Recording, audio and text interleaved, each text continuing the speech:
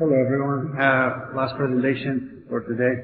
So I'm going to talk about our work that is in progress, funded by CRC on UHPC Shear.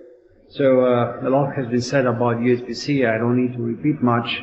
But as you may know, UHPC's mechanical properties are unique, in particular in terms of the tensile behavior that provides not only a much higher tensile capacity compared to normal concrete, but also post crack resistance, which is very significant, as you will see, when it comes to shear. So in our project, we try to investigate the shear behavior of UHPC as a very critical component when it comes to structural design. And we did that using our unique capabilities of the universal element tester. This is a facility at the University of Houston. It's the only one of its kind in the United States that has 40 in-plane actuators and about 20 out-of-plane actuators that we can use simultaneously to basically develop any stress state that we want in a large-scale element. So in this case, we use this facility to investigate UHPC shear.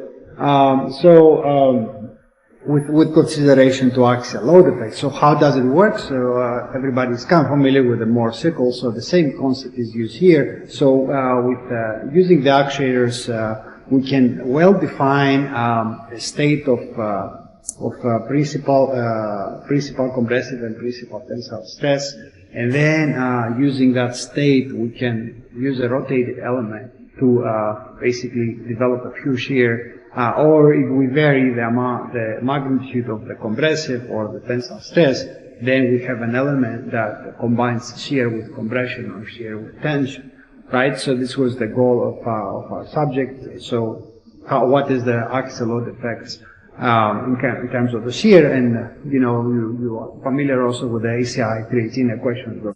On shear, there is a peak component, right? Is the axial load effect that can be originate from pre-stressing, can originate from framing action. So in general, there is a significant effect of axial load when it comes to shear behavior in concrete. So in this test, we fabricated 4 panels to evaluate this behavior. One panel included the condition of pure shear, so no axial loads, and then we had another 2 panels where we increased the compression to 5% and then 10% of the compressive capacity, and then we tested another panel that included 35% tension combined with shear. So how does it work in terms of looking at let's say a beam specimen like this? So basically, what we test in our universal element tester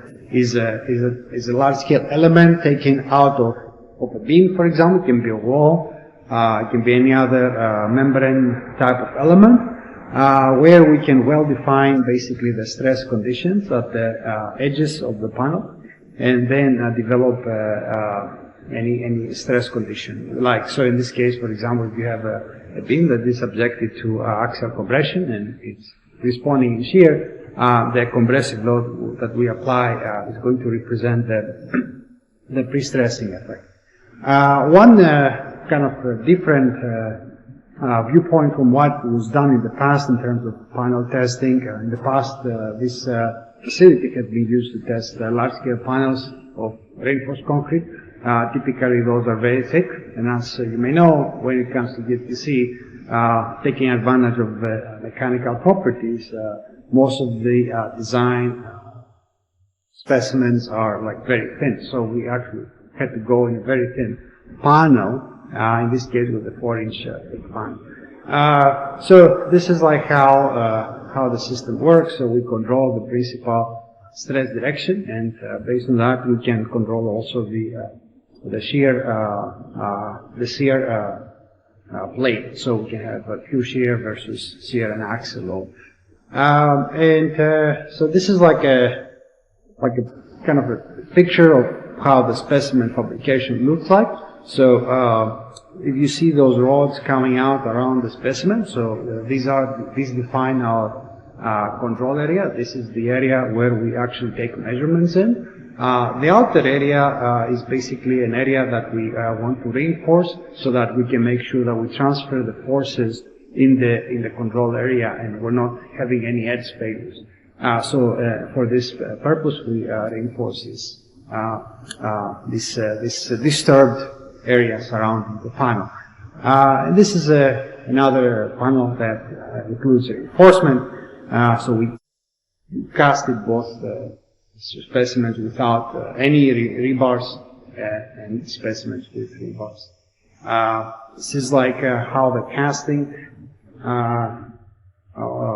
taking place. So basically we poured the UHPC in the middle of the panel and then let it flow around. So this is like a view of some of the materials we tested. So basically we wanted to characterize the material behavior of the UHPC we casted. So we took many samples. We performed direct tension tests, compression tests, flexion tests as well. This is how a panel looks like in the machine as it is installed. It's a lot of work to actually install a panel like this because you have to connect it to all the yokes and all the actuators. It's a very I would say tedious job and has to be done in detail to avoid any failures outside the control area. I think that was a very, very important aspect in this type of test, especially when you have a panel that was the first time to be tested with no rebars. So it was the first time that not only we tested much thinner panels, but we also did not include any rebars. And how do you actually use a setup like this to get the post-peak response? How do you control the transition from load control to displacement control? So gladly we actually overcome all these new challenges. This is how the response looked like for the case of compression, shear and compression. So the top graph shows the shear stress versus shear strain, and at the bottom part you see the principal tensile stress versus the principal tensile strain. So one thing you may kind of see here is that how the two graphs look alike, and this is very much expected because when it comes to UHPC, I would say from what has been reported in the literature from beam testing, you see that the diagonal tensile failure controls in most cases, not all of them, but in most cases, which means that the tensile behavior of UHPC controls.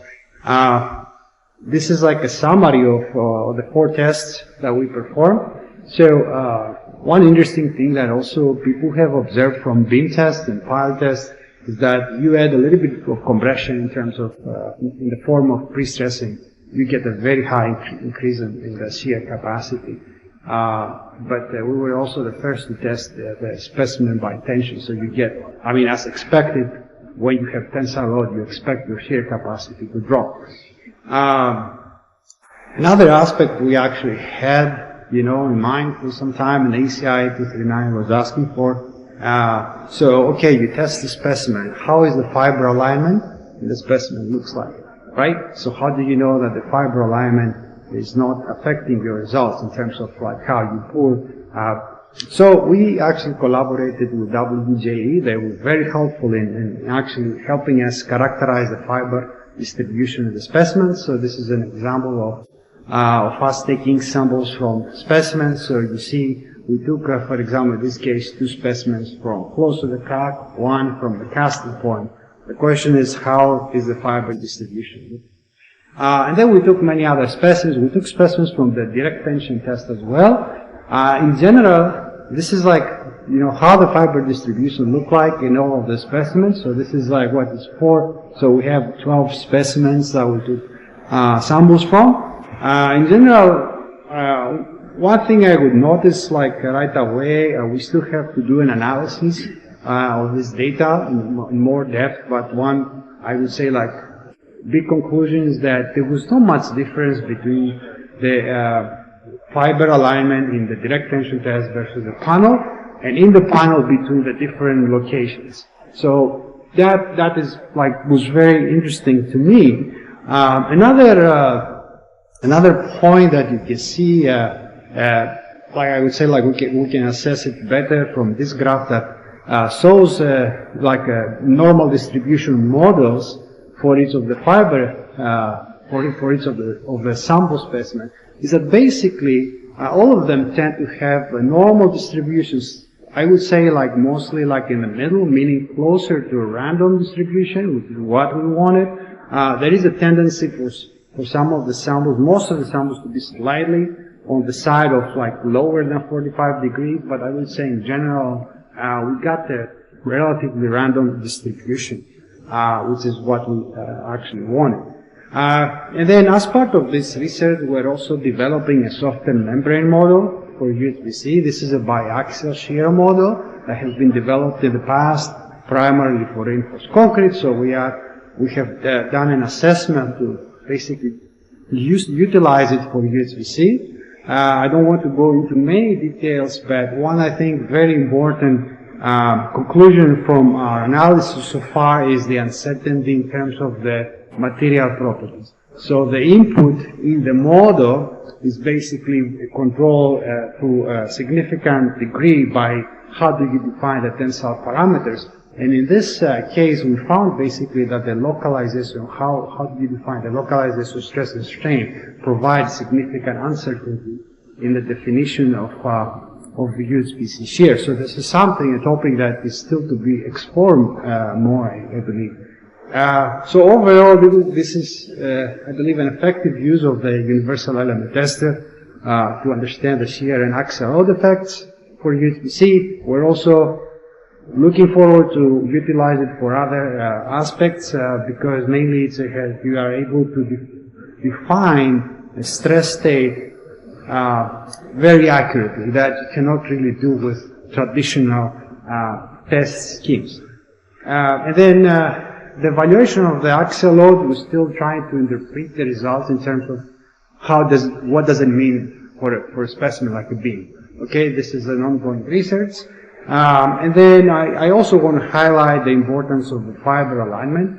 It is something that we do need to consider more and more in terms of research. So we test our specimen. Let us, see what is the fiber alignment in that specimen. I think this is something that needs to be used in the future more generally. And at this point, I also want to thank WJ for providing this support to do that. So thank you very much.